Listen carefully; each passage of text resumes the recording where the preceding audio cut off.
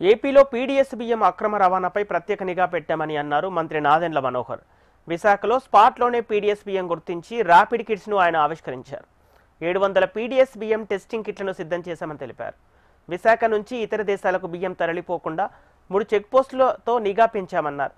PDS బియ్యం అక్రమ రవాణా చేస్తే కఠిన చర్యలుంటాయని హెచ్చరించారు.